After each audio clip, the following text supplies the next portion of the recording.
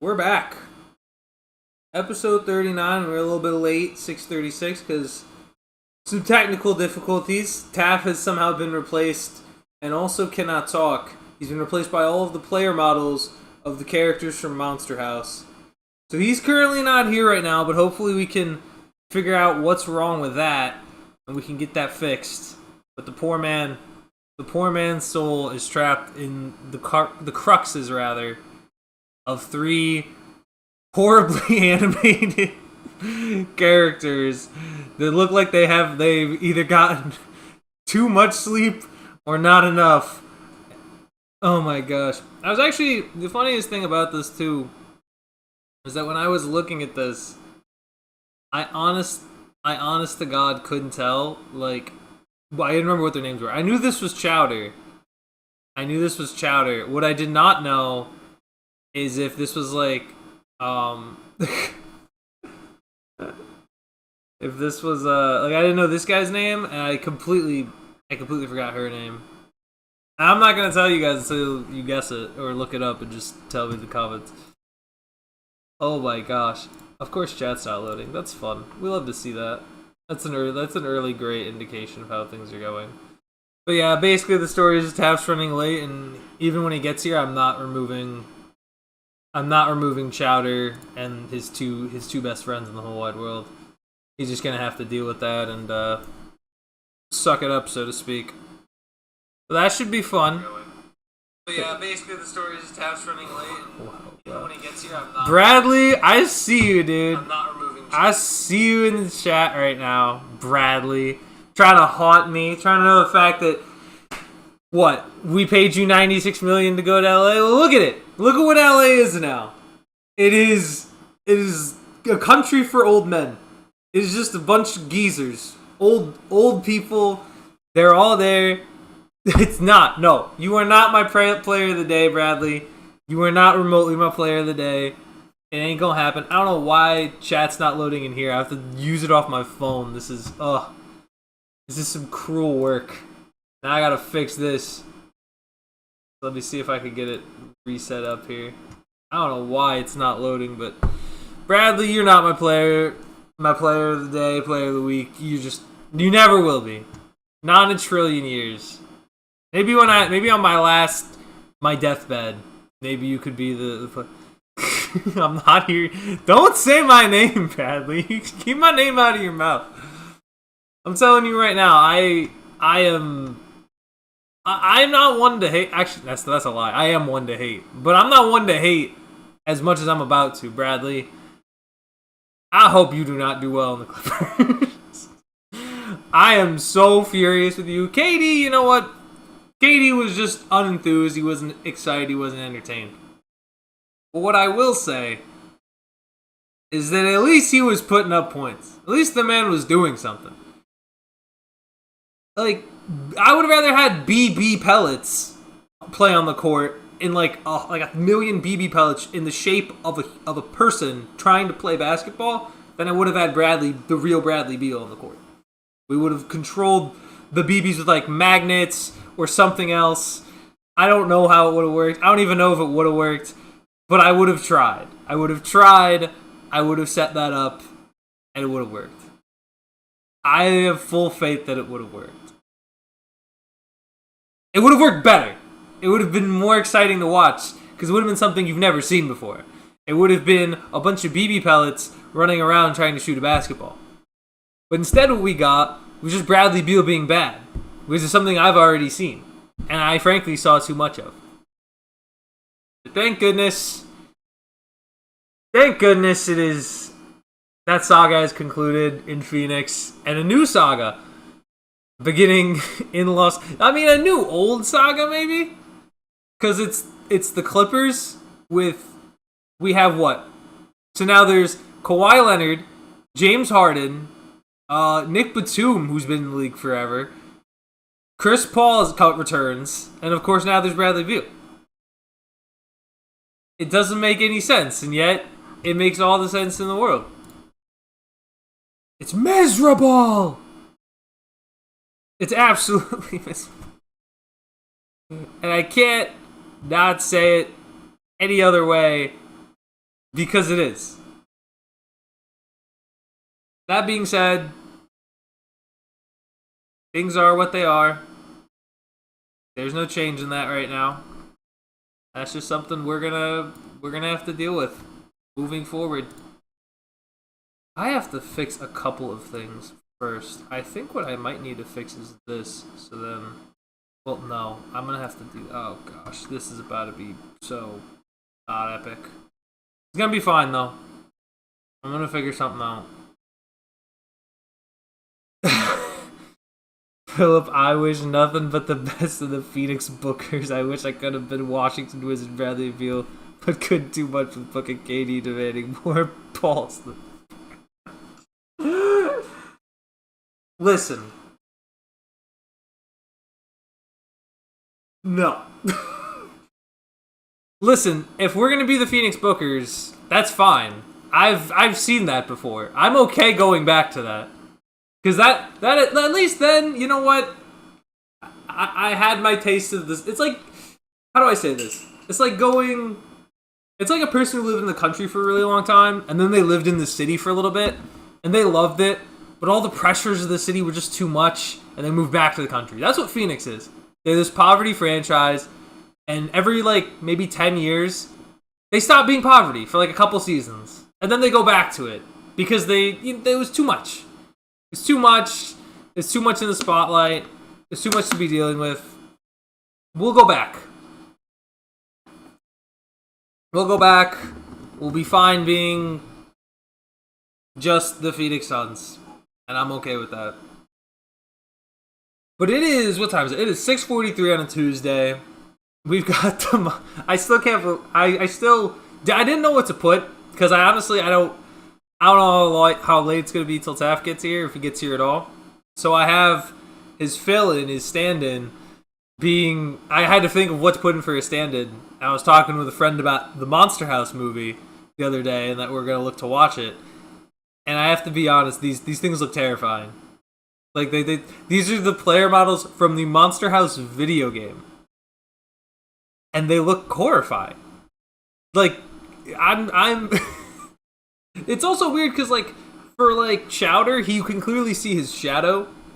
Whereas if you take a look at the girl, she just looks like a flat drawing.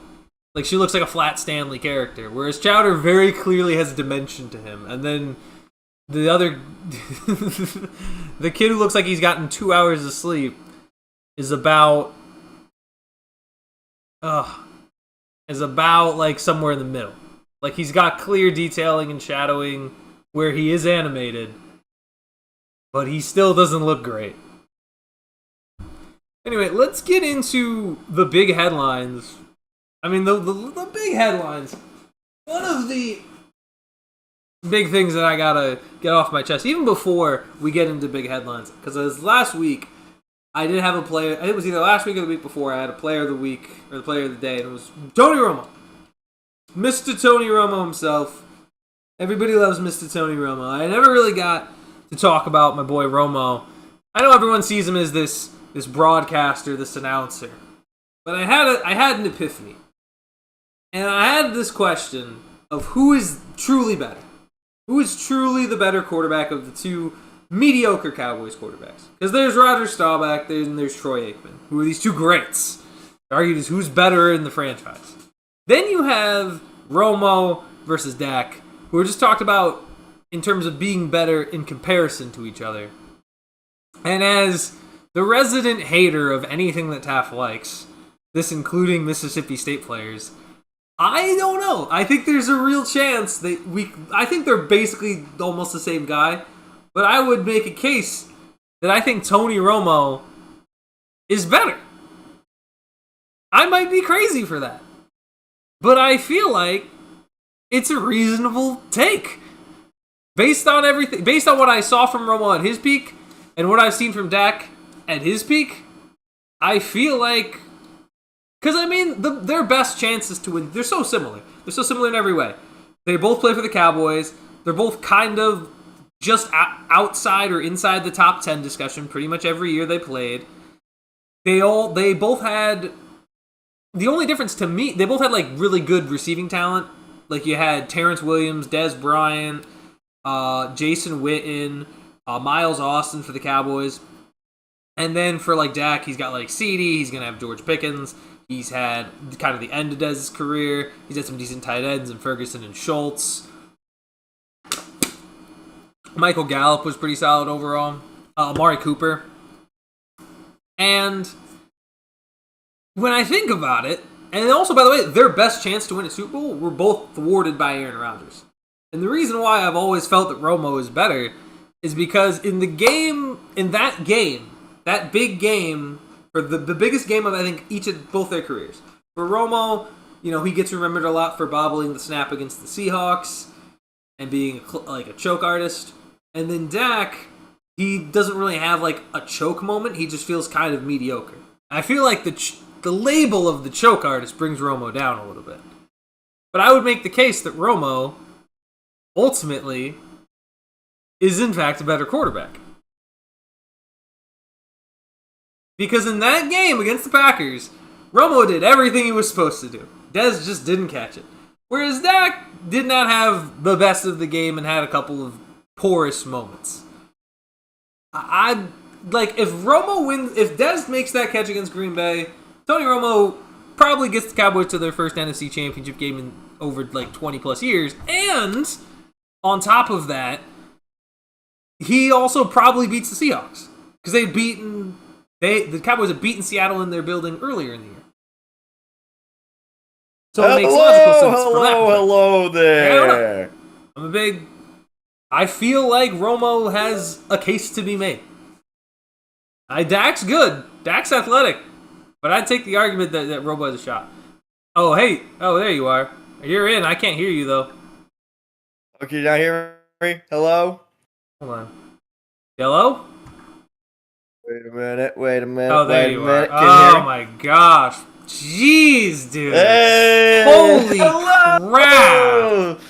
Look, man, that dream was weird as hell. I do not care. I do not care. I am already 12 minutes into this. Dude, I don't care about your stupid dream. Put your camera up so I can just... This guy in his dreams. I'm sorry. I'm sorry. It was like, oh, I forgot to... Guys, I forgot to set my alarm. Guys. I forgot to set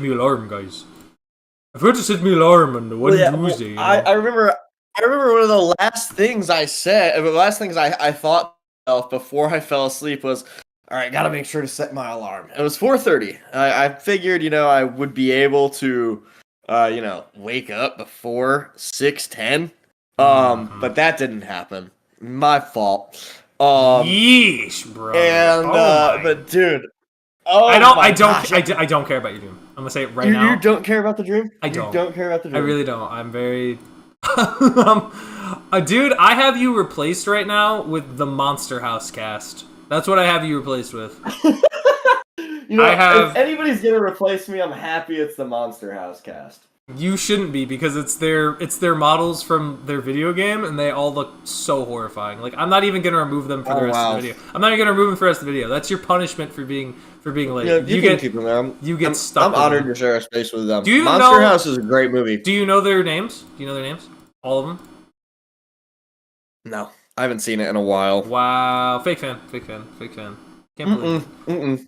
You can name at least one. Can you name? Do you remember the boy with the blue shirt? No. I remember the clip. Wow.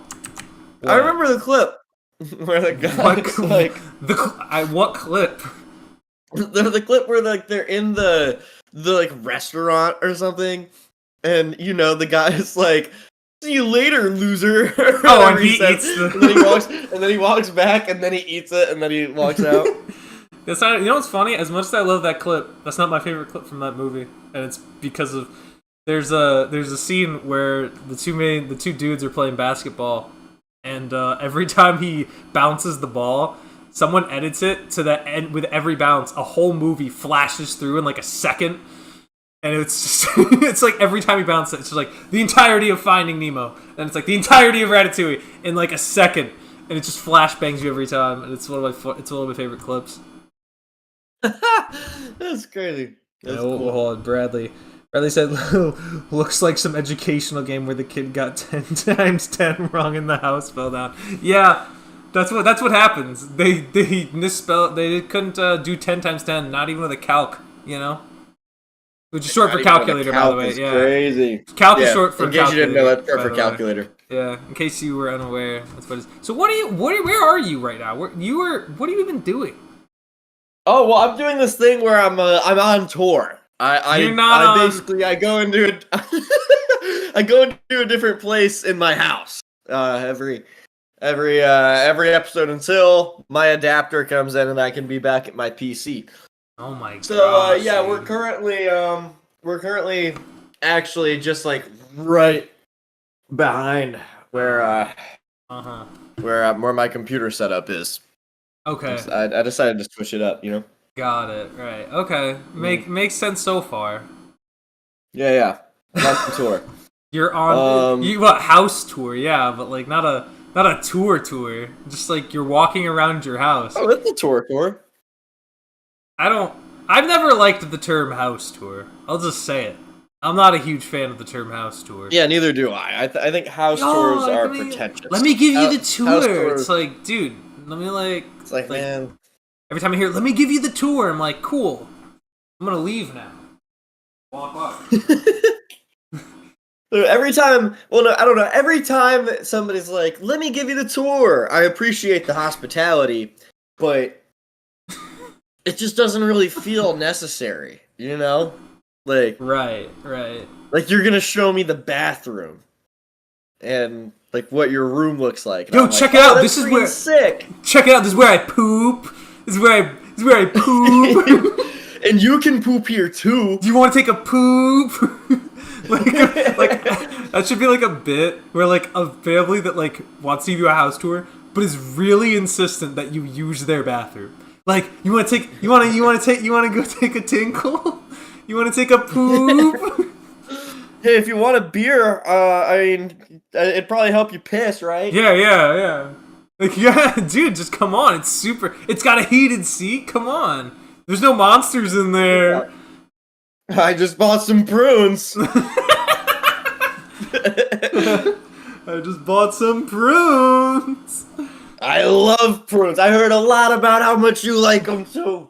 Bradley Beal is also saying, looks like you're remaking the R. Kelly Trapped in the Closet video. What do you have to say? Oh, Bradley Beal? Bradley Beal's in here now? Yeah, dude. It's to really haunt me every day. Like, anytime we do an episode and Bradley Beal even has remotely a good game, like, even if he has 10 points, he's going to come in. Bradley Beal's going to be back and let me know about it. Hell yeah. Probably I love that. While he's at... No, I'm not a fan. Do I look like a fan of that? I'm not a fan of that. Not cool, man. Not cool, I mean, Bradley being in here made me want to ask him. I mean, everybody's saying, "Oh, it must be so embarrassing to be so bad that the Suns paid $97 million to have you not on their team." But that's like getting paid $97 million to be unemployed. That's pretty fucking sick, if you ask me. I'd take that deal. Any sign a deal with the Clippers is going to make more money there. Is that a donut? Yep. Wow, you got an all chocolate donut. Yeah, you ever get the Entenmann's donuts? I don't get the These were Entenmann's donuts. I don't. I am not a fan of the Entenmann donuts. I don't know. These were left over from the film shoot that we were doing. Young T's gonna be an extra in a short film. Oh, I took the donuts home. Right. Okay. Mm-hmm. Very... Oh, what do we have here? So I'm trying to get this set up because I gotta show you. I gotta show some big things.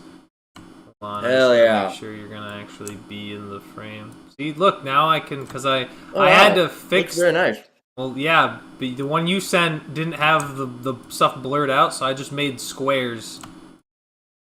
I made squares. So that's what we're doing. Now we have squares. Well, good stuff. You did a great job with the squares. Thanks, man. I am goated like that. All right. Mm-hmm. Now let me pull this up because I got so the first thing actually that I thought was fascinating. Hold on, why is it? See if I can. Yeah, there we go. And then I go. Yeah, all right, okay, all right. I'm smart with it. I'm smart with it. I'm crazy. I'm cracked. They know it. Kind of wild now. They know me. All right. So the big two headlines I thought would be fun to take a look at is let's go to the Jets. They got new locker rooms. Oh, awesome! I was just about to ask about that. All right. What's yeah. What's this? So they had had a physical. They had unveiled new locker rooms. I think they had a barber shop, is what I heard. They reconfigured the lockers. They're made of veneer, melamine, and stainless steel. They're 1,000 pounds. There was some other stuff too. I remember specifically the barbershop thing because I saw it and I was like, what? Let's take a look at some of these. A barbershop in the locker room is crazy. Imagine the Jets hiring you to cut hair. Do you think the barber will stay in there all the time, or he'll more be like, I come and go when somebody needs a cut? He does what he wants, man, is my guess. I think he's a kind of just do what you want kind of thing, you know? But look at these. Look at this. Look at these. Look at these renovate. I don't know why that looks like a slot machine for some reason. Like the way it's built. It does look like a slot machine. With like it looks like you just it looks like you're about to just pull down and like, which jet are you gonna get? Austin, dude, this. I will say this looks heat. Looks really. Oh hell yeah, that looks awesome. I got hit with an ad. No. Well, I feel like people might hate on it, but because it's the Jets. I believe that you gotta believe that the team you're playing for is special. I need to. And when you walk into a locker room like that, you got the tunes blasting. Right. That's how you make it feel special. That's how you create the moment. Yeah, this is what they were talking about. So they have a barber shop. You just have a barber shop right here. And this is what it looks like. Yeah. That is sick. Would you get your hair cut at the New York Jets barber shop? What if we accidentally kissed at the New York Jets barber shop? Dude, I would get my hair cut at the New York Jets barber shop. Oh, really? For sure. You'd be getting a fly cut. Okay. I would say my cut would be pretty fly. Would you say you're super fly? Like, is that what you would suggest? You'd be like, oh yeah, dude, it's super fly. You know what I mean? I know I'm super fly. I would be super fly. Oh, okay. All right. I mean, yeah, I think it's pretty dope overall. I mean, it's the first time Woody Johnson has really ever done anything, and apparently within other circles, like most of the locker rooms are really bad. Like they're not well funded. But this looks like it's gonna be. This looks like for the first time ever, it's actually gonna be cool and fun to be a member of the New York Jets. So that should. It's always cool and fun to be a member of the New York Jets. It definitely is not. I mean, I guess except for for last year. What do you mean? There are other moments where it sucked. I don't know, man. Can you name a moment where it sucked to be a New York Jet? Probably the last 14 years. I don't think so, man. I mean, we had promise. What did you do in the last 14 years? I mean, remember when we had Zach Wilson and you bring that up way too much. Do you know what was funny about that season too? I said it was awesome. We opened up the season 6-3. Beat the Bills. Okay, and then what happened the rest of the season? How many games you win? We lost, but there was hope. What do you mean hope? Of course there's always hope. Doesn't mean it's good. Well, sometimes hope is a lot less visible. People had hope on the Titanic. You think that was like a good thing? Oh yeah, maybe we'll get out. Maybe we'll survive. Titanic. But like, no. I definitely at that point had more hope. It felt like we were an actual football team more than it does right now. I mean, maybe, What you're willing to argue maybe, that we're like, more of a real football team right now but, than like, we were when we had Zach Wilson at the helm and opened up the season 6-3? Because man, I was hyped. yeah, but like I saw, and I think a lot of people saw through the absolute charade that was that team. That was a charade. It was 100% a charade. It was 6-3, and they had no offense. It's like, oh yeah, they're gonna be cooked by come season's end. And then what were they? Oh yeah, they were 7-10. Brees Hall got hurt. That was not the reason why. He was breaking records. No, he was not. At least I think. I think so. No, Yeah. He broke not. some rookie. He broke some rookie rushing record, or was on pace to beat one before he tore his Even ACL. then, you were like, yeah, but that was before that game had even happened. So you're acting like, oh, there would have been a crazy change up if Brees Hall was fully healthy the whole year. Like, he wasn't healthy the whole year. He's declined every year since. Like, I don't know what to tell you. I got nothing for you, man. I just saying that. Yeah, but the argument was like everybody saw that team as a charade when they collapsed. Couldn't have been a charade. But it was. It was a charade. I guess I will say that it ended up ultimately being a charade. I mean, Brees Hall, we're still waiting on him to have a season as good as his rookie year. We're waiting. Jesus, my hair looks crazy. And the fact is, there's still those three characters just sitting in front of you. Yeah, but like, I mean, it shouldn't have been a charade, and maybe it is because we're still waiting on Brees Hall to have a season that was as good as his rookie year. Right. Zach Wilson is officially a Dolphin. Yeah. And our guy Sauce Gardner, you call him Ahmad. Ahmad Gardner. I mean, he had a down year last year, but I think he's gonna come back. Honestly, you know what needs to happen? I wish him and Ice Spice all the luck in the world, and I hope they can live a life of peace and harmony and happiness. He's got to fumble Ice Spice to have a good season, to like have a legendary season. Fumble Ice Spice. Yeah, that's kind of wild. It's a kind of wild take. I don't know. I feel like the best players though play well when there's a baddie in the stands. I feel like that's like the part where you lock in. Like, isn't there like a thing with NBA players? There's like I don't know who it was, but I saw this stat with like when NBA players perform well when there's a baddie courtside. Oh yeah. I mean Jordan Poole. Yeah. That guy, he'll go out with some baddie. He'll go off with some baddies in the stands. Maybe that's what Sauce. Maybe that's what Justin Fields needs. I don't know. I think Justin Fields just needs to play with his college homies and he'll be fine. And that's what's happening. I have faith in Justin Fields. That makes one of us. But I believe with Sauce Gardner, I feel like, let's look at I don't know, like when we look at Sauce Gardner and Ice Spice, I don't want to hate on Sauce Gardner or Ice Spice. It just feels like a TikTok couple. The couple is too much of a cultural spectacle. I feel like they're not locked in. I don't know. Sauce. Of course, you know me. I've seen your relationship firsthand, and I think you gotta. Ice Spice is no good for you. I can't wait to clip this and then at both of them, and I can't wait to clip this and at both of them. That'll be great. Listen, I'm not one to say. Take it up with me, Sauce. But and Mrs. Spice. Mrs. Spice. Senorita Spice. Senorita Spice, whichever you prefer. I thought about being a therapist for a year, so I could do some marriage counseling for you guys. You're gonna do marriage.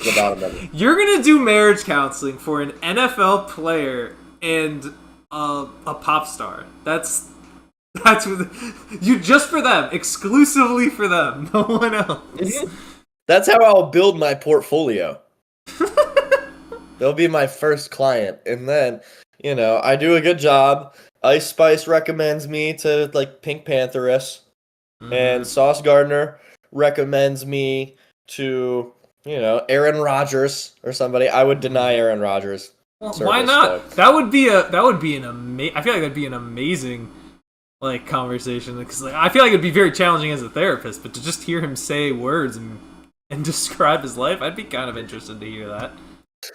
That's true. That's true. I'd have to see the offer come across my desk. Maybe I would. But then that's how I would break into the music industry and the sports industry, and it'd be great. So yeah, Sauce and Mrs. Spice or Senorita Spice, hit me up. Yeah. Okay, yeah. I'm sure they will.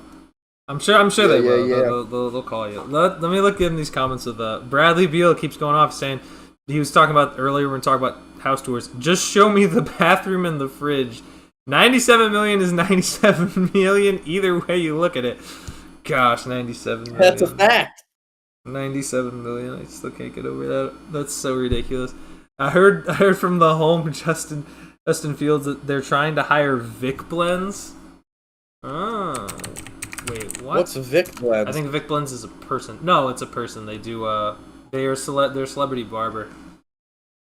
Oh. Dude, honestly, that would make that would make them a lot the crossover ad between the Jets and their barber just as an ad. Conceptually, that's just funny to me. I don't know. Yeah, the official barber of the New York Jets. And then until you're in the locker room getting being on the Jets is great until you're in the locker room getting yelled at by coach because you can't win a game. Yeah, that'll be the Jets after week 1, baby. That'll be the Jets after week 1. After that, That's the problem. As the coach, you've got to have some patience. You got to see the vision. Well, you gotta also be winning games. It's you can't start 0-4. Yeah, but after else. week 1. Yeah, but if you start 0-3, 0-2 or 0-3, it's very easy to not buy in anymore, especially for new coaches. You were mentioning that it was what was it?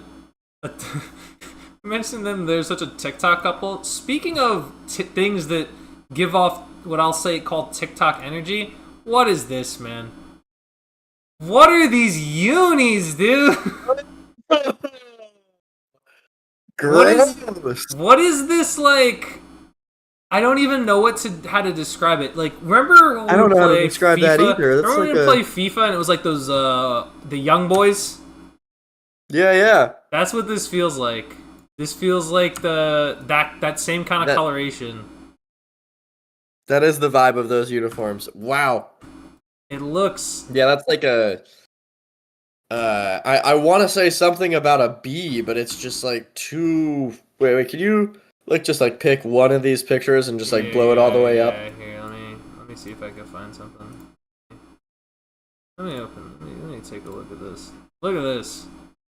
Dude. What the hell is that? Why do you have the V across the shoulders, and then you have like a bunch of little stripes that only go like as high up as like the bottom fourth of the number?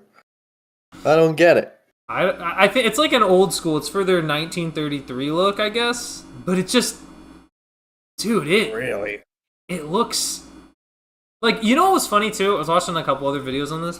They're like the main players that were like fitting these outfits was like Pat Fryermuth. That was the main guy. He's probably like our 9th, 10th, maybe 8th, 9th, or 10th best player. Jalen Ramsey didn't want to wear it. Aaron Rodgers didn't want to wear it. DK Metcalf didn't want to wear it. TJ Watt didn't want to wear it. No, like Cam Hayward didn't want to wear it. No one wanted to model for this. So they had to go all the way down to Pat Fryermuth to model it. It's like, my gosh. Look at the khaki pants, too. I hate the cat. I think the khaki pants are sick. I hate khaki pants in pretty much every sport except golf. Golf is like the only time where I feel like it's acceptable to wear khaki coloring. I do not like this color. It just looks off, especially if it's paired with another bright color that I don't like. Which like I can go with a gold, but yellow is just. That's why I like the Steelers because they have the black uniforms, mostly black. When there's too much yellow, it just looks like mustard. You know what I mean? It's just too much yellow. It can look kind of crazy, but I don't know. I think the khaki pants are innovative. It's interesting. But yeah, like innovative. Like it's man, dude. No one's ever tried this before. yeah, nobody. The Steelers are the first team to introduce pants that are that color. Yeah, it's like At all in the fashion world. I've never seen pants that are that color before. But I don't know. They're weird. Is that like a Harley Davidson sponsorship up on the up on the left shoulder? What is what that is? It's like I think it's like a patch. It's like something having to do with the Steelers. I assume it has something to do with Pittsburgh. I don't know what that patch means. Oh my gosh, Interesting. What do you rate it? I like the helmet.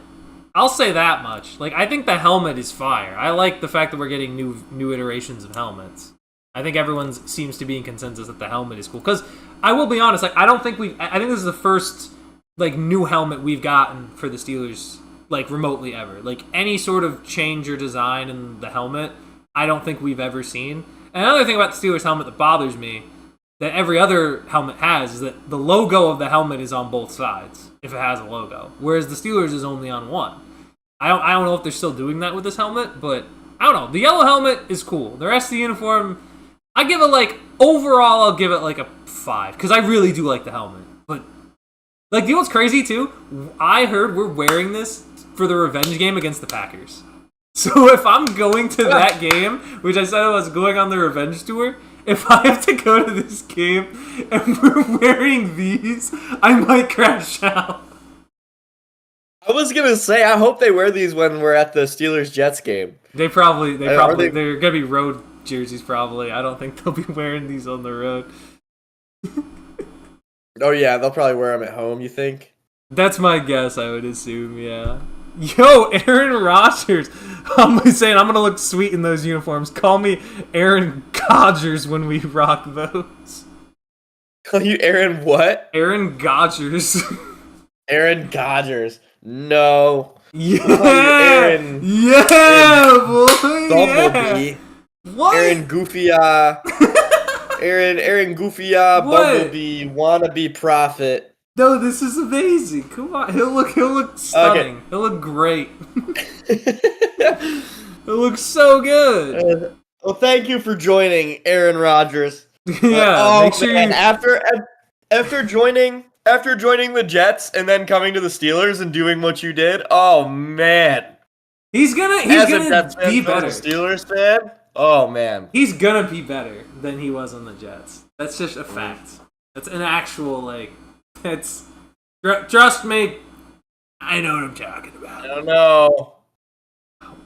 Aaron Rodgers, come on, man. Make sure we gotta make sure Aaron's subbed to the channel, dude. We gotta make sure Aaron's subbed and is liking the content, dude. yeah, Aaron. Make sure you're subscribed. We'll be talking about you a lot this season. And you know, Bradley Beal, you can or can't. I like really don't care. You know, like you can go wherever. I don't know if it's Bradley. I want you to stick around so we can hear about your lifestyle. His lifestyle. With your new 97 million. His the equivalent of being unemployed lifestyle. The retirement home Clippers right now with Chris Paul, Kawhi Leonard, Nick Batum, Bradley Beal, and James Harden. Shout out to Nick Batum. Dude, that team is. If you think the Steelers are an old retirement home, this team is. The Clippers are old as hell now. Oh Dude. My gosh. It's insane. This ain't no country for old men. That is the country for old men. California is now country for old men, and that's what it's gonna stay. How about everybody going back to their ex out west? Oh yeah, Dame too. Dame's back with his ex too. You got Dame. You got Chris Paul back on the Clippers. I was hearing something about Russ maybe going to the Thunder. He's trying to get a ring real quick. Like, hey, let me hop on and get a ring real quick. You know, come on. Yeah, he's coming home. Going back to his ex, man. One of the people I do want to see win a ring, it's probably Russell Westbrook. Me too. Of all the older players, I should say. I guess the 30 and overs, I think Russ is definitely up there in terms of needing a ring for the. Yeah, I think at this point, like If I had to choose, I want Russell Westbrook to get a ring more than Chris Paul. It used to be Chris Paul. I used to want to see him get a ring. It really sucks seeing him make it to the second round of the playoffs every year. And that one year when he was on the Rockets and they barely lost to the Warriors in the conference finals. Sucked. But yeah, you got to see Russ get a ring, man. Man, I feel like it was even worse when Chris Paul lost in the finals with the Suns. I don't know, man. That one hurt me more. I don't know about everyone else personally.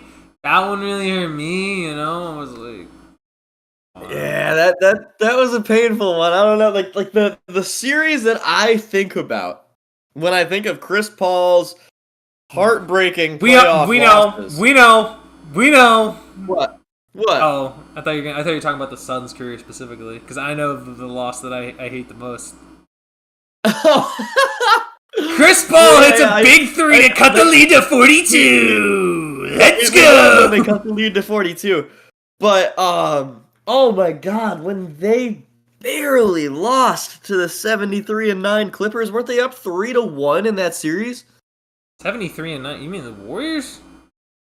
What? Yeah, Warriors. Sorry. Yeah, but they weren't 73-9 Warriors. That wasn't the seven. I'm pretty sure that wasn't the 73-9 Warriors. That was a different year. Really? I thought it was 2016.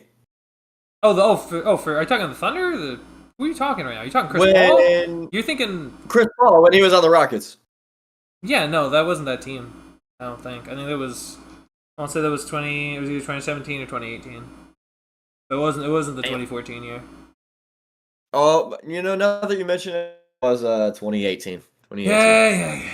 Wait, it's okay, bro. It's okay. Who knows though? Chat, fact us in the comments. Go. Right. Yeah, Aaron Rodgers will go fact check you real quick.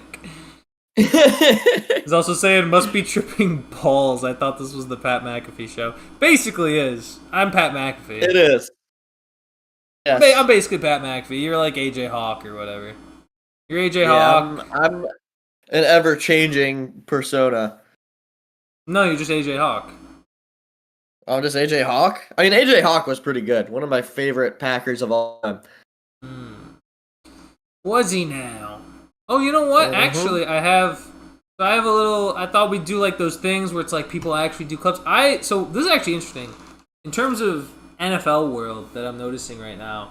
There have been a lot of major retirements this offseason. Probably the most that I can remember in my lifetime. I think it's because I'm very familiar with all of these players. So I figured I would give you a list of 10, and we'd go down one at a time, and we'll see where you'd place them 1 to 10. See how well you do. Okay, great. See if you can get it right. All right. Heck yeah. You ready? You ready? You're gonna rank these players that have been retired this past offseason. Starting with first one you got, Tyrann Mathieu. Tyrann Mathieu retired. Damn. Retired today. Man, shout out to Tyrann Mathieu, the Honey Badger. I remember watching him when he played for LSU. I'll put him at 3. 3. All right. Tyrann Mathieu going at number 3. That's high praise for the Honey Badger. I'm a big fan. All right. Secondly, your next player. And remember, we're doing all time here, so it's not like just best season. We're going all time their career. Oh, okay. So you still comfortable with your 3 placement?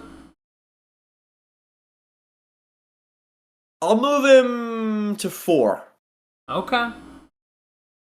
All right, dude. I wish I hadn't given you that hint though, because I feel like now it's gonna be way too good of a list. Like now it's gonna be too good because I helped you. But hey, I'll get credit. I'll get the credit for how I get the list. Exactly. You paved the way. Almost. Right. Exactly. Number two. The second name, Jimmy Graham, also just retired today. Jimmy Graham. If we're looking at the full body of work, did he win a Super Bowl with Drew Brees? Not with Drew Brees. He was drafted, I believe, the year after they won the Super Bowl.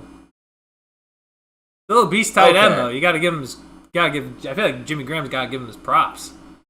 I mean, how long was his reign of terror, man? I remember once he went to the Bucs, he was booty cheek. He wasn't bad with Seattle. He wasn't quite as dominant. But still a pretty good player, I would think. I think so.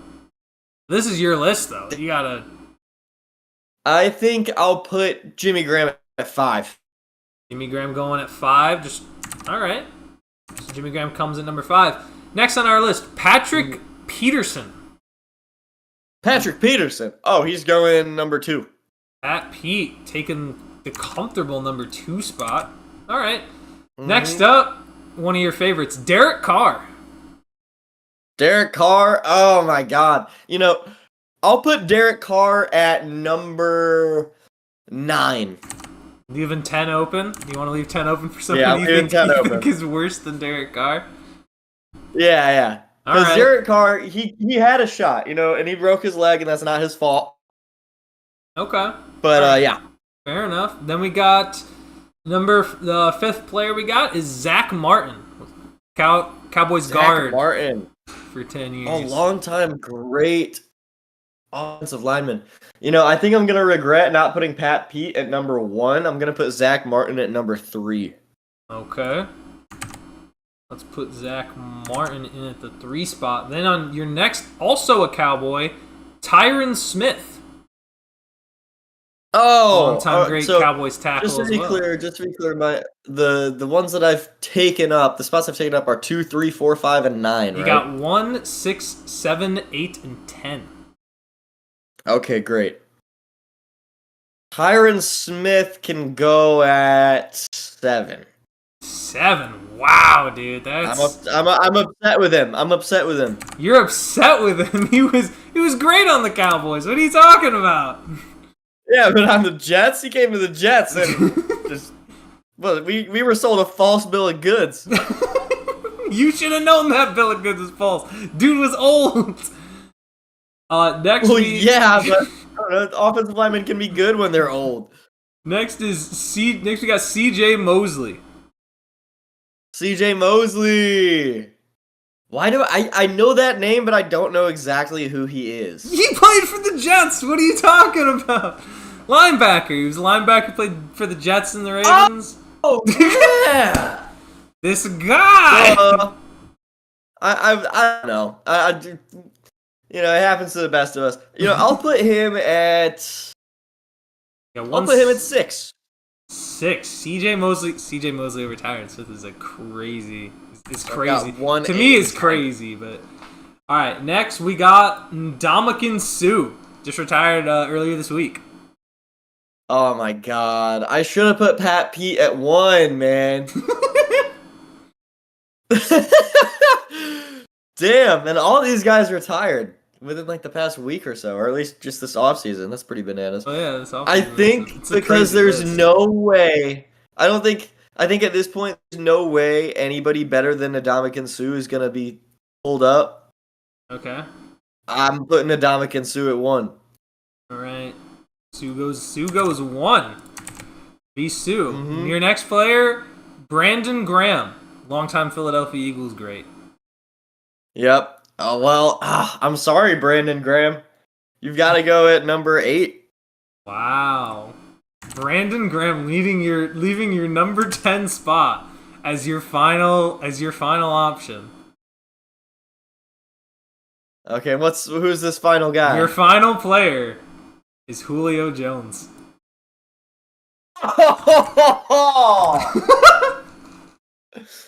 That is crazy. I'm so sorry, Julio Jones.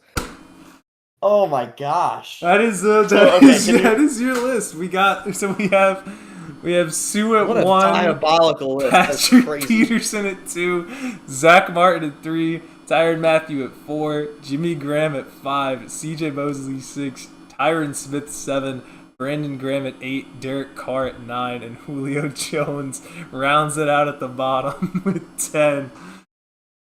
Yikes. Oh God. No matter how you slice it, that is a bad list. That is a rough list. Oh my gosh. Well, shout out to Julio Jones. Also shout out to Zach Martin. Oh, man. Oh, that was brutal. That was tough. That was that might be one of the worst lists in the history of this show. That might be an amazing. Where are you going? Oh, I gotta blow my nose. I've had the sniffles lately, man. You're grabbing some TP. Yep. just like the guy who really wants you to poop in his house. Come on, do it, please. Oh my goodness gracious. Sorry, don't need to poop. Just need to blow my nose. Sorry, don't need to poop. Just need to blow my nose. Oh, let's see. Let's get into these. Have you seen the video? Wait, what video? Have you seen the video of like that guy? It's like the skit. It's like if your bathroom could talk and like really wanted. Oh, I think someone sent me that. Yeah. I didn't like that. I didn't like that skit. I would not be a fan of. Because think about it. If your stuff in your bathroom talked, think about what it like. If it had like the same feelings, let's say like a human does, that stuff would be really upset with you. Wouldn't I think it would understand its purpose? It wouldn't be upset with us. I think it would be upset with the concept that it was given. I think that's why toilets don't, like things like toilets and toothbrushes and showering, they don't talk. I think there's reason for that. Because if they did, the world would be a horrifying place. Like, because also right. when you apply this to bathroom stuff, it also applies to public restrooms, which makes public restrooms seem like infinitely more worse. Like you have to talk, like you got to go. Oh, yeah, being a public toilet would be awful. Dude, talking to a urinal while you're just taking a leak, that's awful. You are actively talking to the urinal as you are pissing on it. That's so. You probably don't use that urinal. Like, imagine like you're in a public bathroom. You know, there's like 20 urinals in there. It's a big public bathroom, and one of the urinals has just had enough. What if they all talk? What? No, that's not even the worst scenario. I don't think that's the worst. Guy's scenario. having a bad day. Like oh, don't piss in that one. No, dude, the worst. Guy's having a really bad day.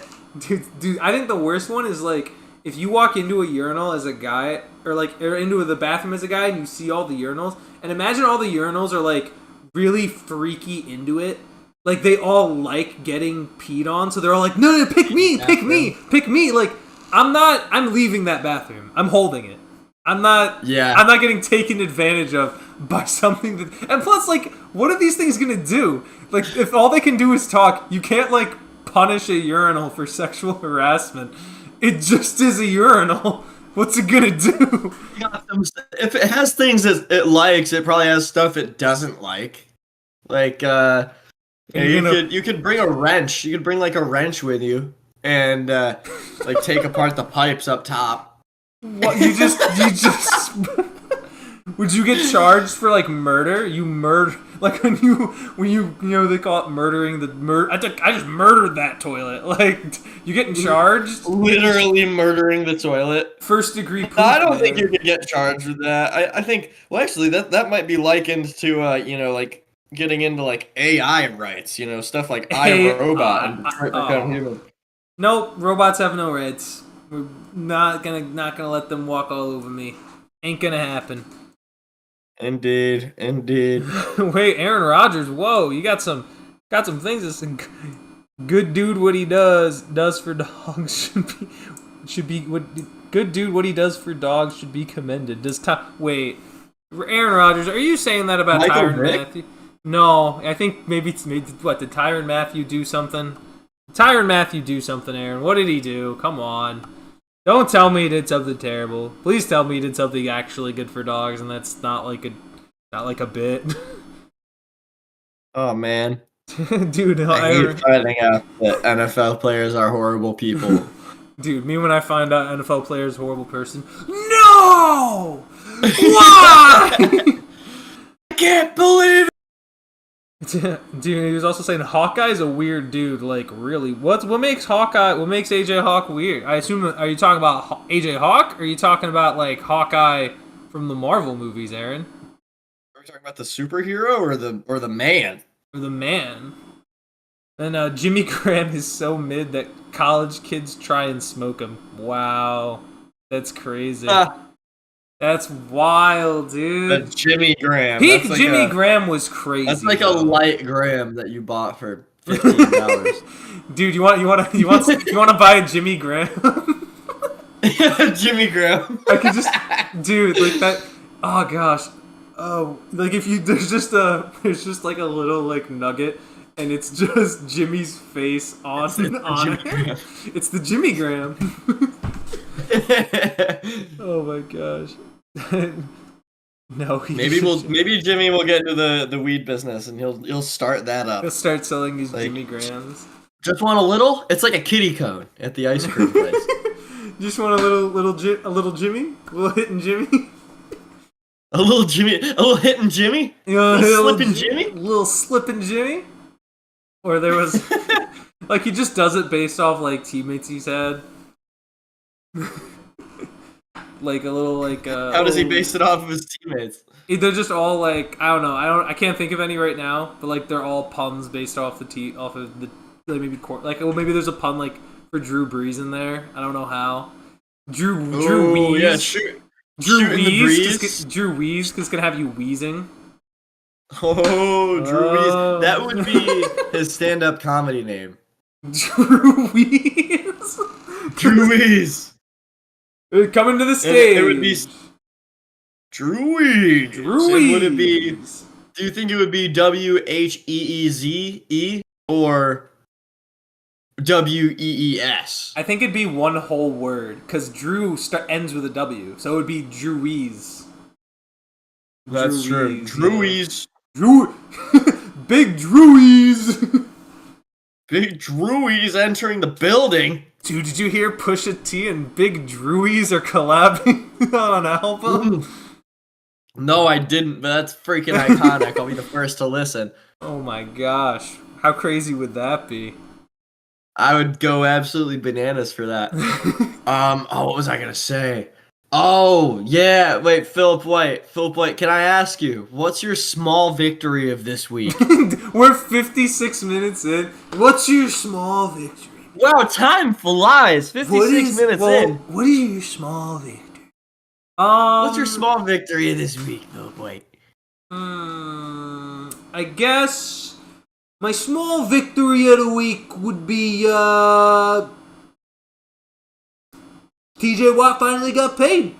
That's a huge... TJ Watt did finally get paid. He did. Most money ever paid to a non-quarterback until the next guy eventually comes along and gets paid.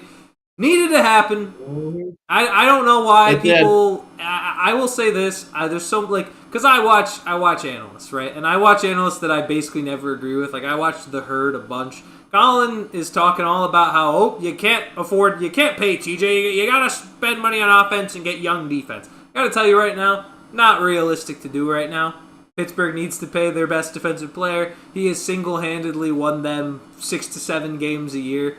It's just, if you watch what he does, he's a huge part of the reason they win. And if he's not there, then like this team ain't what it is. That defense ain't what it is without TJ on that front. I think his numbers are not going to be maybe as high as they were in past seasons because they're going to have a better rotation of pass rushers. Like they're trying to get Nick Herbig involved in the pass rush. They want to get Alex Highsmith more snaps out there. I think ultimately, dude, because on paper this defense is awesome, but then every time I pass rush is insane. But every time I watch it, it's like, man, like the Steelers have this weird thing. I think this is true of a lot of people who watch when they watch football and have these things on teams, on their favorite team, is whenever they're playing well offensively, which is very rare, all of a sudden the defense just doesn't play well. But when the offense is absolutely struggling, the defense is absolutely holding it down, and that's like most of the time watching Steelers football is just the offense has been putrid for multiple years because they've had to trot out like Kenny Pickett or Mason Rudolph or Duck Hodges, and now it's like we're like or Justin Fields or like Russell Wilson, and now no, that's okay. I explained this last time. He can't read a defense yet, and until he proves to me that he can, but right now I have to assume he can't until he proves to me that he can. But he will. Well, he's gonna put it together. I doubt it, but I doubt it. That's all I gotta say on that. But the thing is, indeed, it's always been that defense holding it down for the most part, and pretty much the entire time. And that doesn't happen without TJ. TJ need to be paid. Now the Bengals are stuck trying to pay Trey Hendrickson, which is amazing for that. It's amazing. The fact that Bengals are still struggling with that is crazy. Because, honestly, the Bengals need Trey Hendrickson more than the Steelers need TJ Watt. Like, you gotta have somebody as the Bengals. How are you on the fence about this? Pay the guy. He is the one bright spot on your entire defense. I think, and now there's also Shamar Stewart, their first round pick, still not signing a deal. And you know what's? I think we had this hot take a couple months ago, but I think if the Bengals miss playoffs this year, I think there's a real chance Joe Burrow says he wants out of Cincinnati because I don't know how because I feel like it was already a struggle to pay guys like Chase and T. Higgins. Like there was still felt like that took longer than it should have ultimately with the Bengals front office. Felt like Joe Burrow really had to push for that, and now he's pushing to get these guys paid, and they still won't do it. Like either something has to change in Cincinnati's organization, especially if they start slow again. Like Zach Taylor I could see Zach Taylor just out the door, like see ya. Nice while it lasted, but I mean they were at that Super Bowl 3 years ago, and they've gotten like progressively further away from that. Yeah, I don't get it because I mean also the thing that's interesting to me about the Bengals is I love watching that offense. Yeah, but the defense is so atrocious; it's the worst in the league, and it's so bad that they can't even make the playoffs when you have the best wide receiver in football, arguably a top 3 quarterback. Like it's that duo of Chase and Burrow last year was crazy. It was like they were putting up over 30 points a game most nights, and I just don't get it. I mean, Zach Taylor, how involved is Zach Taylor with the defense? I doubt Zach Taylor's involved with the defense for the most part, but just because he's an offensive head coach. But the thing is, when I look at it from the personnel, like they don't hold on to any of their defensive guys. Like Jesse Bates, they let walk to Atlanta, and he's been a great player there. So I don't. Jesse Bates is awesome. Right. I feel if you're Cincinnati and your main problem is defense, clearly the one issue is you either need to pay the good guys that you do have, or draft young guys that are equal to or better, and they've done neither of those. So you've done nothing to actually make your defense better, and you also fired your defensive coordinator, who I remember they fired him. I forget his name. I'll have to look it up right now. But they fired their defense coordinator, who was actually pretty good. Like, they were an underrated defense a couple years ago. People would talk about how underrated their defense was. Now their defense is atrocious, and they're going to say it was the defensive coordinator? Like, no, they let go of significant personnel, and now they're worse. Because you let go of good players on your defense, and you're expecting he'll just be able to coach anybody up, but it's reality. It's a bunch of young guys or unproven guys, and they didn't prove it at all last year. Yeah, jeez. The Bengals got to get it together, man. I want to see them get it together. Lou Anarumo, I think.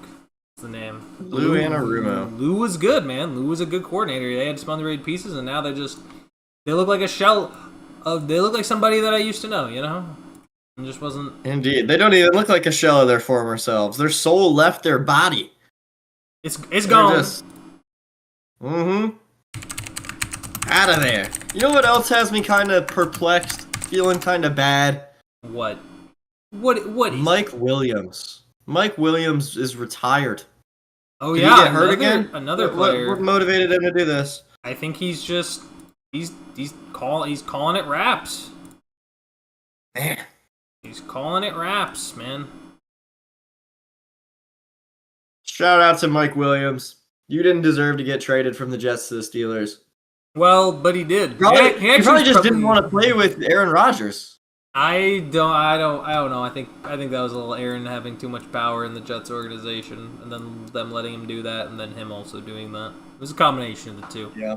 Also, weird. I don't know why this, because I keep reading. Like, I keep seeing the I guess what's called the ticker up above, and I remembered this thing. Joe Burrow is in. So Joe Burrow did a Sports Illustrated cover, and I got to be honest. You know how, like, Burrow was, like, had a lot of aura, right? Yeah. I don't feel like that. I don't like that. I don't like this. This looks weird. This is not I'm a not little. a fan of this either.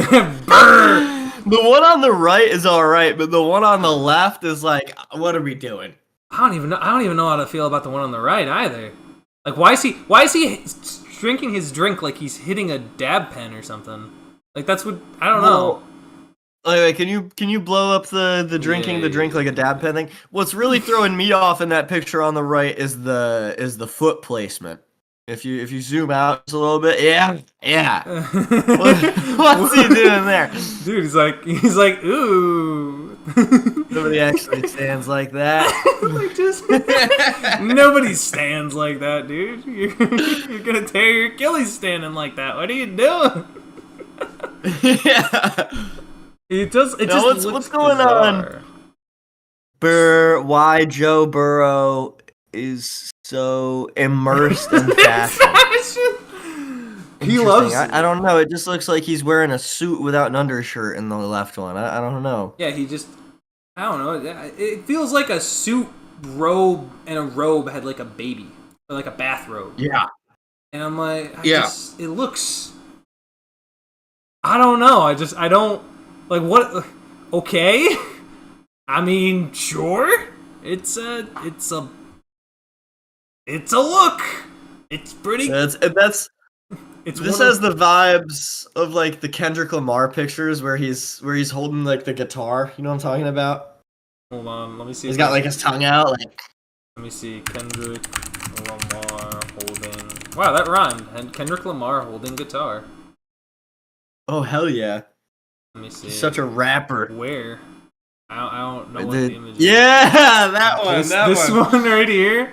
Yeah, it kind of. I feel like this is the Kendrick Lamar version of the Joe Burrow pictures that we just saw. Hold on, let me blow this up real quick just so we could really get what we're looking at here. Yeah, look at that. Yeah. He looks so different. That's crazy. For real, dude. That kind of looks, but that like suit he looks happy there. Like he looks like he was enthused. He's like rocking out. Joe Burrow's just sitting there like drinking some like goofy coffee water that he got from Starbucks, and then just let me take a bath, fully clothed. I don't know. It looks goofy.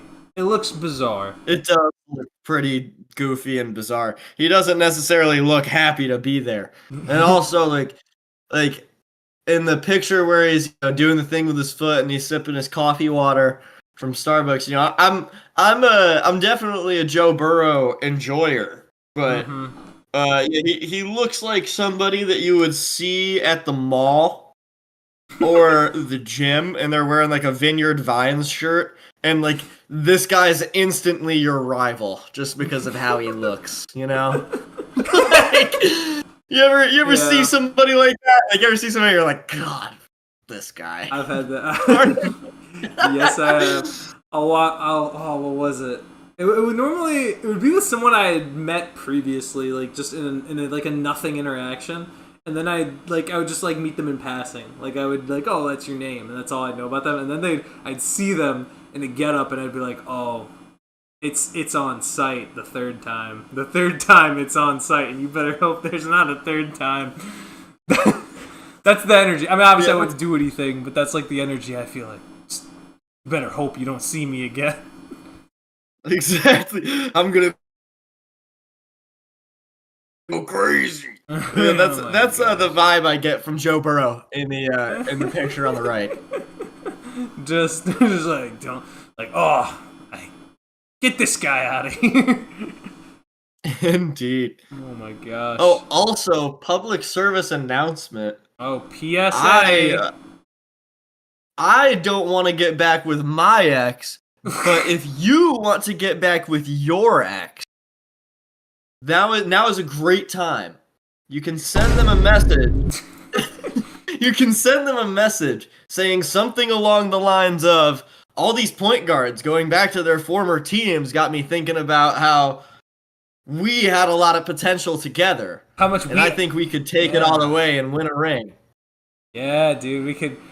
Man, I watched Chris Paul go back to sign with the Clippers, and I was just thinking about you because just like you're the Blake Griffin of my Chris Paul. We just had so much chemistry, and we should have been there. We could go get that ring. We work together and persevere, and we can go put a ring on that finger. Exactly, and leaving you really, really clipped my heart. Gosh. Really, it clipped the wings off my back, and I just couldn't help it. I had to walk all the way to Houston, and then Oklahoma City, and then all the way to Phoenix. And then to brutal. and then to Golden State, and then San Antonio, all the way back to LA. It's safe to say I learned my lesson. So yeah, if any of you guys want to get back with your ex and you try that out, let us know, and we would love to hear how it goes. Yeah, send us the thread, and we'll read it anonymously. We'll pretend they're just Monster House characters. That's what we'll do. It'll just be. The profile pictures. We'll put the character over it. We'll generate we'll find a way to generate an AI video of those two characters. You know the names? JD was it JD Walters, I think. I think that or DJ. His name was DJ Walters, and hold on, I had it in my downloads here. And Jenny Bennett. DJ Walters and Jenny Bennett. And then Chowder will just, he'll be just. These are the Monster House people. Yeah, you didn't. Come on, dude. Fake fan. I enjoy Monster House. I just, I think I would. Dude. I think needing to know the names, thinking that whether or not I know the names determines whether or not I'm a fake or a real fan. That's kind of fake fan. That's kind of a fake fan perspective. I mean, no. What? I'm familiar with the movie. All right, fine, but okay, if you can't, okay, I'll give you an example.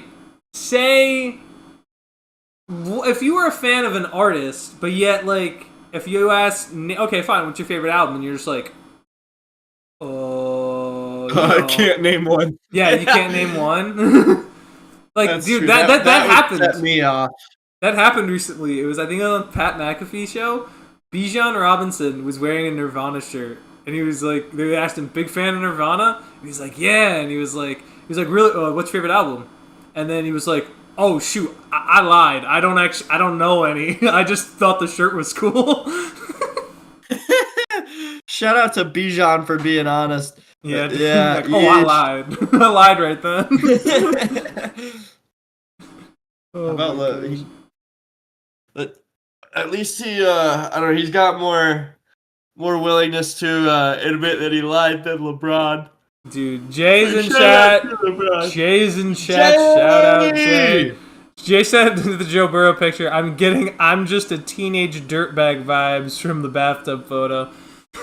I'm just a teenage dirtbag. And that's all I can. That's all I can sing before I get copyrighted. Let's see. Oh, Aaron Rodgers, said Joey B looks like someone who would buy Girls Gone Wild DVDs and then go on a cocaine binge. Wow.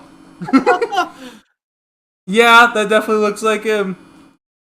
Yeah, that's not too far off, I would say. Oh, Aaron Rodgers and Jay Bradbury. Y'all want to come play tennis with me sometime? What? Tennis? How do you play tennis with only 3 people? You can do a 2v1 or King of the Court. Oh, okay, I guess, yeah. Yeah. Man, that's a little. I've been getting back into it lately. I've got a mean forehand. Oh, okay. Right. You got a mean. Yeah, you think you're the king of the court, huh? King in the castle. Oh, really? You like tennis? Name all the tennis players. Yeah, okay. Roger Federer. Okay. Huh? Yeah. I said Believe all it or of not, them. real tennis players. I said Pretty all niche. of them. Yeah, I know. I just figured I'd start off with a more indie, lesser known tennis player. Roger Federer. Yes, nobody knows that tennis. Nobody in tennis knows who that guy is. He's gonna be the next big thing. Rafael Nadal. I mean, you gotta remember Maria Sharapova. Okay. Rafael Nadal, of course. Novak Djokovic. I'm surprised you're getting these guys first and Serena not. Williams. Okay, yeah. I was gonna say, what were you gonna say, Serena? Were you just gonna? I thought you were doing a bit where you trying to say anybody you can except Serena. And I was like, is he gonna say it or like, come on? I did forget about Serena Williams for a second, which is kind of wild because whenever I talk about crazy. tennis with people, I feel like Serena Williams is the tennis player that I bring up. Like, dude, arguably, I think one of the greatest athletic achievements of all time. You know, we talk about the best championships ever won. Or like, you know, the best NBA championship. Didn't she win the Wimbledon pregnant? Hold on. There was something crazy about that. Like the fact that she was. I mean, even if she, I want to say she did. Let me ask. Hey Google, did Serena Williams win Wimbledon pregnant? I don't know why that's just a funny thing to type. Hey Google. Hey Google. I think it was it 10 months after having a baby? I think she had just had a kid. Oh. But I guess she did compete while she was pregnant, which is still very impressive. Like, imagine there's just like, you know how, like, there's those videos where there'll be a person, they tape a watermelon around their chest to simulate pregnancy. Like, tape a watermelon around your chest and then just do stuff. All day. Yeah, that's insane. You're like, Shout out to Serena Williams. Shout out to pregnant women. All the rest of women, though, you don't get a shout out. You want to get a shout out? Yeah. You want to get a shout out? Yeah, actually, yeah, you want to get a shout out? Williams. You need to be carrying a kid. I don't know what to tell you. Yeah. Oh my Come on. Come on. What are we? Have you even competed in Wimbledon before? Me? No, not me personally. No, I'm talking to all the pregnant women. Oh, okay. Yeah, come on. If you're it's that compete in Wimbledon then. See what happens. Come on. Oh, you think being pregnant is hard? Try competing in Wimbledon. While pregnant, yeah. Good luck. Yeah. Aaron and Jay said Darren said when he retires, so you have to wait at least a year. Jay said he'd be down next time he's in Philadelphia. Hell yeah. Venus walks so Serena could run. Ain't that? So shout out to Venus Williams. Dude. Jay, let me know when you're in Philly. Also, Aaron, if you ever need to get some cardio in, man. Yeah, I'll be at the tennis courts. Yeah, Backhand. It's only across the state, so you wouldn't have to go that. You just a little drive across the state. Not even drive. You could probably just take a plane, dude. You could probably just take a plane, fly across the state. It'd be like what, an hour plane? It can't be that long. Maybe like an hour and a half plane ride. Super easy. Indeed. It's actually. Did you know it's an 8-hour drive from Philly to Pittsburgh? That's what? Yeah, really? It's insane. There's no. I was because I have family in Pittsburgh, and when I got into Temple, I texted them all excited. I was like, "Yo, I'm gonna be in Philly soon," and I was like, "I'll drive out to see y'all sometime." And they were like, "That's awesome," but we're like 8 hours away.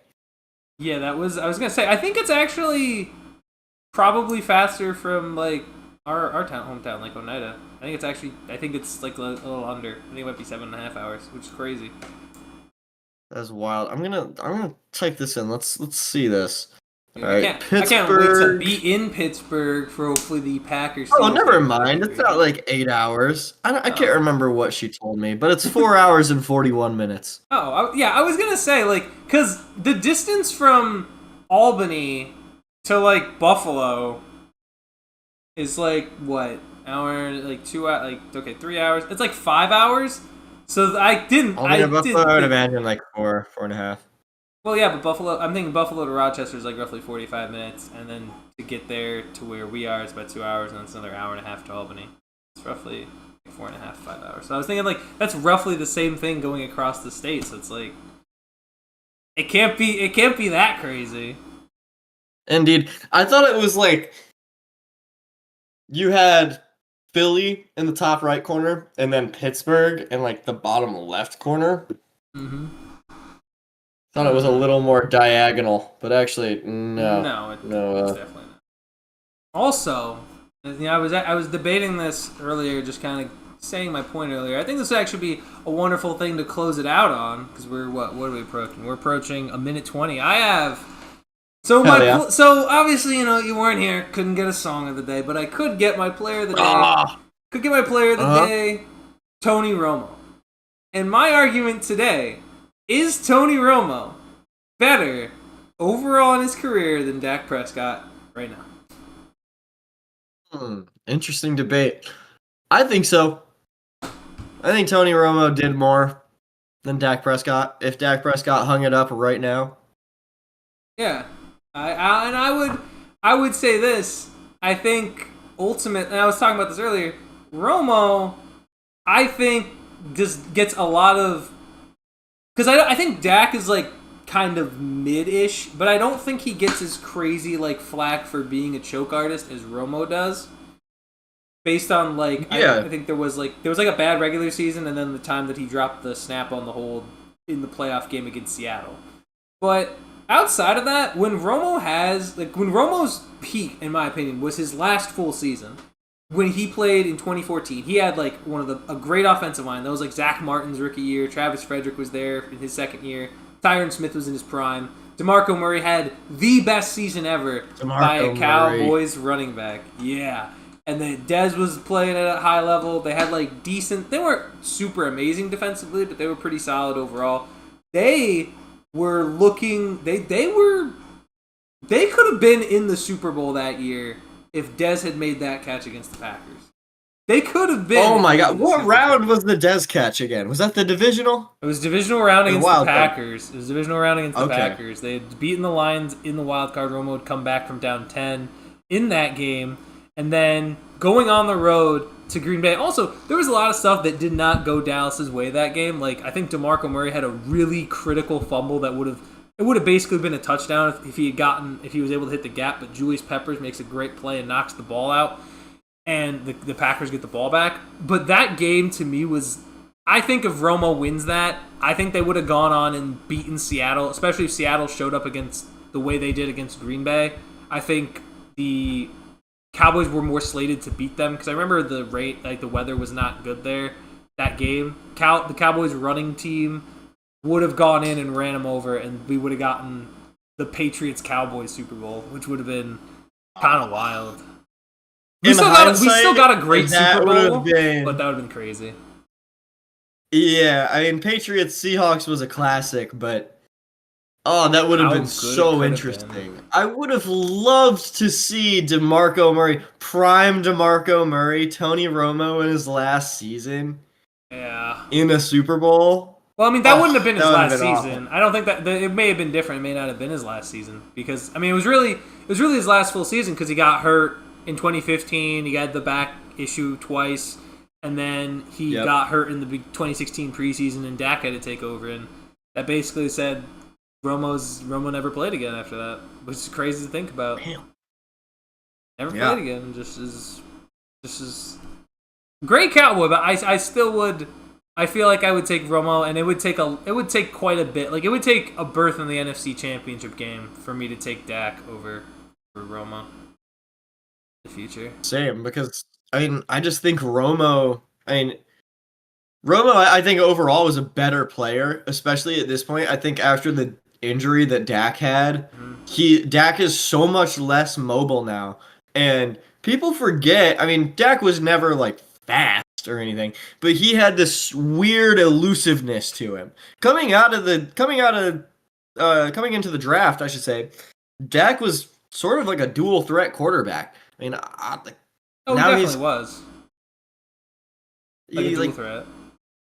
Yeah, and now he is a mediocre pocket passer because he's gotten hurt before. And yeah, so I don't know. Dak's gonna have to either enter the fountain of youth or get super good at being a pocket passer and ball out if he wants to be better. If you, in order for him to be put above Tony Romo for me.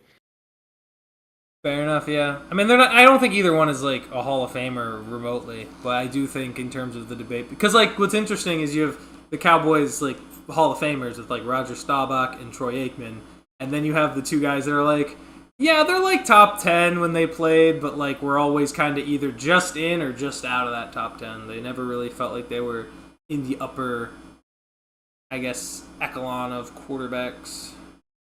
Echelon. Echelon.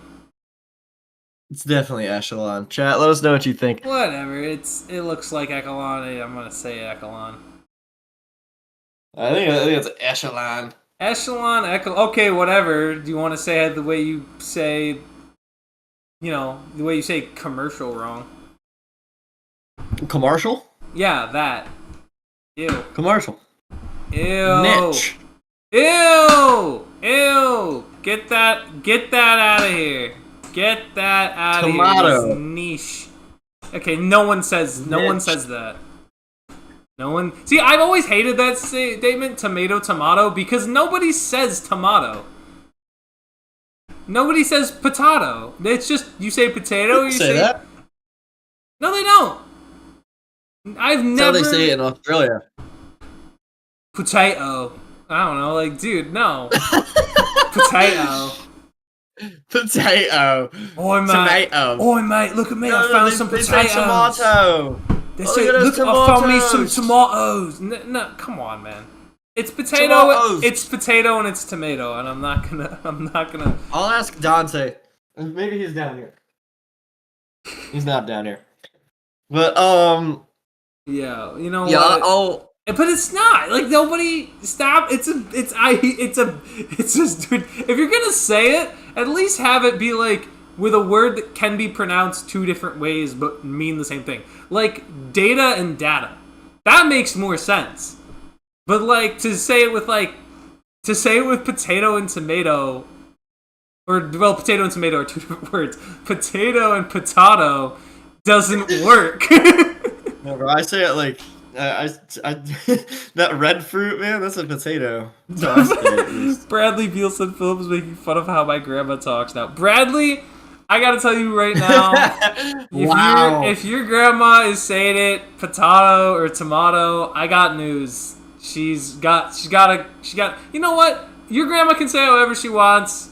I'm sure she's old, but if you're like 50 or if you have a senior citizens discount, you got to start pronouncing your words correctly. Okay?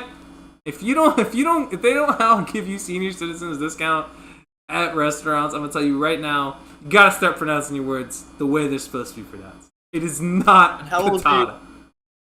How old do you have to be how old should you be when you have to start pronouncing your words correctly? The second you learn like phonetics and like pronunciation, like if you say potato once, I won't get mad. Like oh, I understand that you might think that, but it's actually potato. If you say potato again, I'll be like, okay, remember what I said. Remember what I said about that word. If it's that third time, I'm crashing out. My crash out tolerance is like so low right now. It's just it can be from anything. It could be from like potato. No, that's not even no.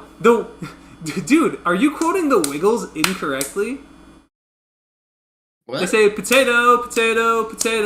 It's potato. The Wiggles are objectively potato. No, stop it. I'm going by what the Wiggles said. The Wiggles said it's potato. The Wiggles are right. And if you start arguing with the Wiggles, you don't want the smoke. You don't want the Wiggles smoke. Lead singer. You don't want the Wiggles smoke. It doesn't matter. You don't want the Wiggles smoke. You're about to get wiggle. Dude, you're about to get wobbly wiggly on Wiggles lore. I'll go bar for bar on Wiggles lore with you. You're gonna get wobbly wiggly, dude. You know. Oh, I hate the wobbly wiggly. I think that is hilarious. Wobbly wiggly. Whoa! Dude, hold on. I'll just make a clip right now. Wobbly wiggly, wobbly wiggly, wobbly wiggly, Wobbly wiggly, wobbly oh! Oh! Yeah, let's talk about that Jack Boys album, man. That was bad. Really bad. I only know that song. Really? What'd you say? I only know that one song. I didn't listen to the rest. Oh man, it was booty cheeks, man. Really bad. And like this guy had the nerve to like beef with Pusha T, who just put out the best hip hop album in like a decade. It might be the best hip hop album I've heard since like To Pimp a Butterfly. It's not better than To Pimp a Butterfly, but man, it's really good. I think that song's hilarious.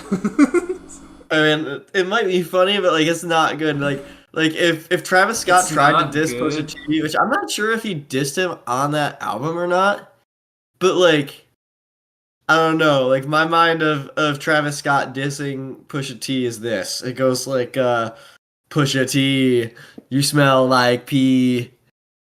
Never needed you to make money. What? That's like a Travis. That's my idea of Travis Scott dissing Pusha T. But did he actually? You can't just. Okay, but did he? You made it sound Pusha like T. he said that. Pusha T, you smell like pee. Yeah. Bars. You never Bars. called your name T because you never pushing P. Dude. Yeah, just like you're always coming last. Call you Z. Oh. I don't know. I'm probably not gonna listen to the rest of it. I'm just gonna use that one song because it's too. Everybody it's too at my shows. It's just wobbly wiggly wobbly wiggly wobbly wiggly wobbly. Whoa! Oh! Shout out to Glorilla though. She did her thing. Yeah. Look, it is. Sometimes it just is what it is. Did you wait? How much did you listen to the whole thing? I listened to like half of it, and honestly, somehow so then how can you?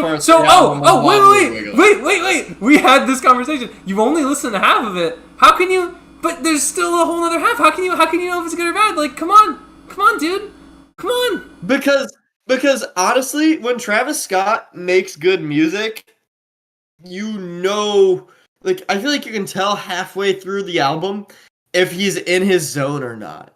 And the last Travis Scott album I listened to that I really liked was Astroworld.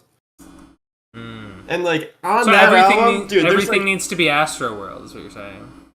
It needs to be Astroworld. No, it doesn't need to be Astroworld for it to be good. But like,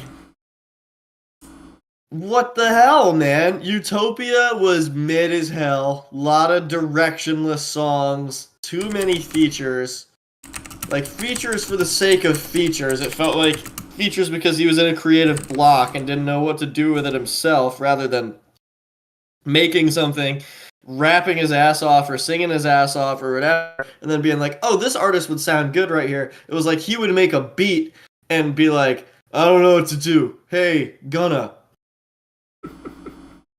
You know? And then Jack Boys is like, yeah, I don't know. It's just like you can tell he's uninspired. It feels uninspired. Look, man, I've seen things that people have made that are like uninspired, but that doesn't make them bad by default. Personally, I think most of the time uninspired things are bad. No, not necessarily. I mean, you can. I'm not saying it's gonna be great. That doesn't mean objectively it's just garbage. It can still be decent or good, even. I mean, honestly, I mean, yeah, sure. I think the main barometer of whether or not I enjoy something you need people to be inspired. What if he comes to you and says, "I was inspired. I felt really inspired while writing this." How would that make you feel? I would say, "Oh well, I didn't really pick up on that. It didn't really connect with me." You were not inspired. You were not inspired. Try to stop lying. I was not inspired by it. I did not feel inspiration in Travis Scott on the new Jack Boys album. But here is a prime example of like me enjoying art that is inspired. Because you were saying just because something's uninspired doesn't mean it's automatically bad. I also like to say something. To say something is uninspired. Stuff is. I find it very hard to make something and not be inspired by something to make it in the first place. Like to say it's uninspired, I don't really think is. Yeah, now Drake is a prime example of this. Drake is a prime example of this, man. Being uninspired and just like it's like McDonald's, you know, you pump out 1 million burgers a day. Well, I mean that's what happens when you get to become the bigger and bigger artist that you are. That's not true. Look at Kendrick Lamar. Look at Prince. Look at Michael Jackson. Yeah, but I mean, they would take their time to put out good quality works. Kanye. Yeah, but he was in his prime. Yeah, but I think you have to remember that when you this is my. I know everybody is in the. Everyone feels like they're in like a Drake hater camp. I'm gonna be honest. If we're talking all time in terms of the impact that they had on music and culture, listen, dude. If you look at purely numbers data over the last 10 years, who do you think is the most listened to musician in the rap scene? In the rap scene, look, dude. It's all right. What do you mean? What are you talking about? After them, it's Drake. It's Drake, but I will also say Drake does not write good rap songs. You know how he's the most streamed artist? Because freaking One Dance gets played in Target. Because freaking God's Plan gets played at the end of every Saturday night in every major club. Okay. Drake could not write How Much a Dollar Costs. Drake could not write Wesley's Theory. Drake could not write Pride. Well, yeah. So just because Drake will always make, he'll just always make incredibly average, catchy pop tunes that are lowest common denominator. But that doesn't. I don't think that makes them objectively bad, though. Like, I don't think just because something is a catchy pop song that it is objectively bad.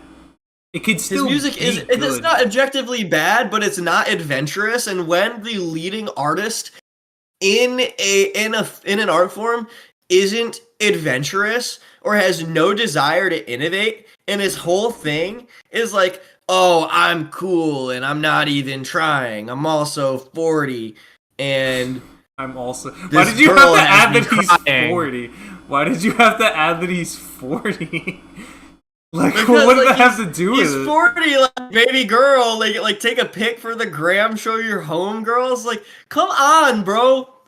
Get married. I don't know what to tell you. Stop talking about how you got drinks, jokes, sex, and cash. Like, bro, you're 40. You're 40, okay? Why? Like, baby girl. Oh my gosh. That's crazy, man. You just calling him out that he's 40. That's all you. Wow. Instead, he should be watching Frozen with his kid, but instead he's out in Turks paying for sex and popping perks. All right, you make valid points. I still would make the argument that Drake is still had a huge impact in music and culture in general. I don't think you can just be dismissive of it, though. Like, you can't just say his impact sucks so bad, so much. Like, what has he done? How has he innovated? How is he influential? Well, I mean, okay, first of all, the way you're describing influential there is that you're automatically defaulting it to be a positive. You can be negatively influential. The word, you can't... Everyone has this idea that being influential means that that's automatically a good thing. That doesn't, it doesn't really mean much of anything. Like, if I look up here, if I define influential right now, Google's gonna not spit out like necessarily a positive definition. Literally just means to have great influence on someone or something. I think Drake, by that logic, is still very influential, whether you agree with it or not. Like, in the same way where it's like, I don't know, like most people who but you could say like influencer. Like, why do you think they call it influencer? It's someone that might have influence. Like, people like, oh, I'm a TikTok influencer. Like you can say content creator, that's fine, but say like influencer, like, okay, doesn't everyone kind of do that at some point or another at like even the smaller scales? Like, it's, I don't know. I agree that Drake isn't. I don't prefer listening to Drake if I had those other artists, but I will also not be like, oh, Drake wasn't influential. I won't say that. I think Drake, rather than being influential himself, was influenced by a culture that he was never a part of, and started to turn it into this watered down thing. Like, yeah, but that doesn't like when I look at Drake, I might just be hating at this point. A little bit. Well, because I've already made it clear that, like, at a certain point, he is influential. You can't deny that he has had a huge impact on the music and culture. You can say, oh, I don't like the impact that Drake has had, and that's a totally valid point.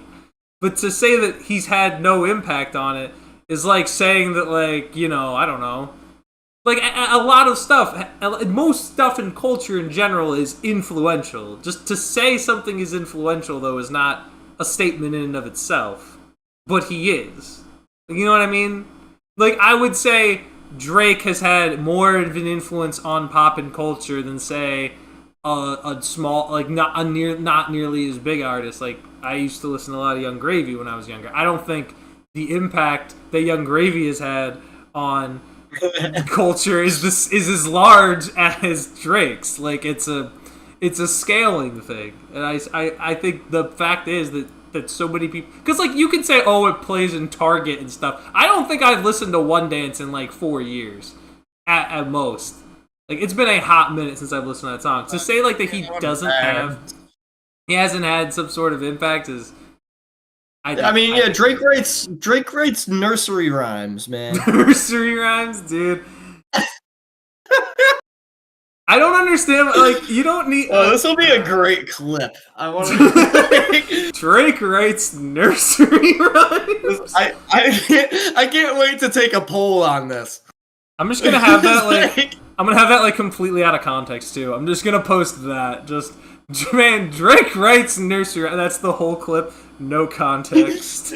Like, you can have like you talking about something and then have it like jump cut. Whoa! Drake writes nursery rhymes, man. What? Whoa! Hold on. First of all, I'll get to Jay's in a second because Jay had some Travis Scott news that I missed. But Bradley Beal is saying, "Look at this, yo Drake, you soft, always crying in your tracks, talking about your feelings, but your bars lack impact. Champagne dreams, but your flows flat soda. Ghostwriters carry you. The game's getting colder." You flex with Ovo, but who's really running it? Certified lover boy, more like certified plummet. Pushing fake beefs just to say the chattable would push a drop story. The whole world's shattered. You're the king of memes, not the king of the streets. Instagram thugging while you're tucked in silk sheets. From the grassy to the charts, you played it safe. Bro, wheelchair Jimmy, now you're fronting like a... Wait, hold on, what? Fronting like a mobster. Your hook's recycled. Same old sing-song vibe. Trying to be home, but you're barely top 5. Take this L, Aubrey, go back to the 6. Your reign's over, time to pass me the mic quick. Dame Dollar, who, it's B-Rad. You know what? Bradley, I forgive you. I forgive you, Bradley. You can take... Bill, I think... Tell him to take me my... Tell him to take my money. Yeah. Bradley, I think with that 97 million you got, man, you know what to do. Invest in some studio time, because look at that. That'd be impressive.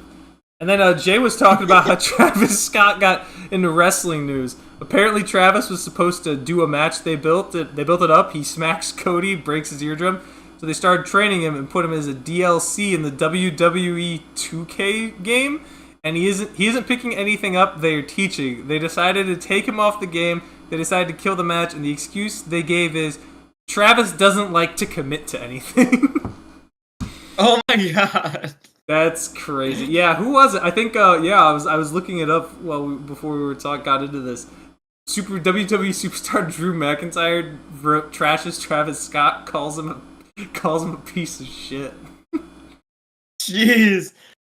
Was this because he backed out last second? Like how much of a notice did he give him? I doubt it's Travis Scott. I doubt he gave them any notice. I doubt he was even the one to give them notice. If there was notice given. Yeah. My Come goodness. on, Travis. Come on, Travie Patty. What are you doing? Come on, Travie Patty. Come on, Travie Jacques. Patty. I think that's his real name. Jacques. I think legally Scott. Travis Scott is Jacques. Dude, start calling every celebrity by like their actual real name. Jacques.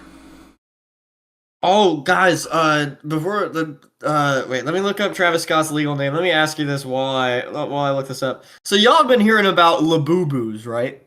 I still don't know I still don't understand what a Labubu. It's just a collectible, isn't it? It's just a collectible. No, I was talking about this with Gabe yesterday, and it's actually when LeBron gets hurt. That's good. That's funny. Yeah, he's got a Labubu.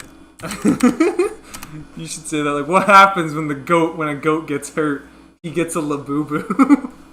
Yeah. Oh my gosh, that's crazy. That's good though. I like that. Indeed. Shout out to Gabe. Oh yeah, my NBA gosh. rumors and news, and the voice of college football. He's got some banging content going my on gosh, over there. Yeah. I'm a guy. Yeah, I gotta go check out Gabe. What was the thing you were looking up? Oh yeah, Travis Scott's legal name. It's yeah. Jacques Berman Webster II. Oh wait. Jacques Webster, dude. Yep. Bro Webster, like, bro's last name a dictionary, and he still can't. He still don't got it. Wow, that's unfortunate for him, dude. My last name Oxford. That's actually Oxford Dictionary, you know, or Urban. My last name is Urban. Phil's middle name is White. Philip White Oxford. Philip White Oxford Urban. Philip White Oxford. That's got Urban a ring Webster. to it. What? No, it doesn't.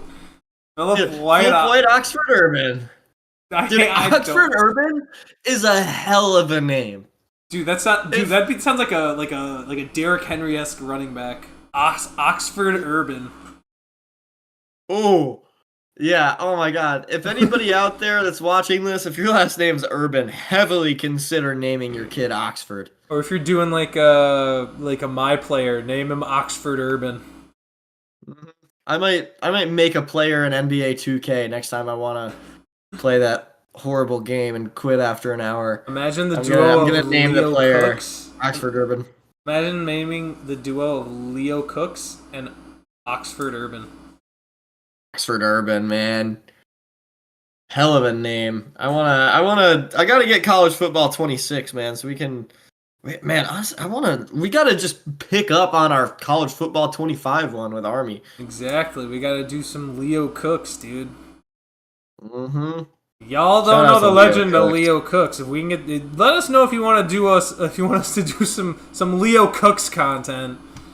Bring them on to the some weekend Leo Cooks, some weekend Leo Cooks, and then we could bust them out on the weekend. Could be a big time exciting.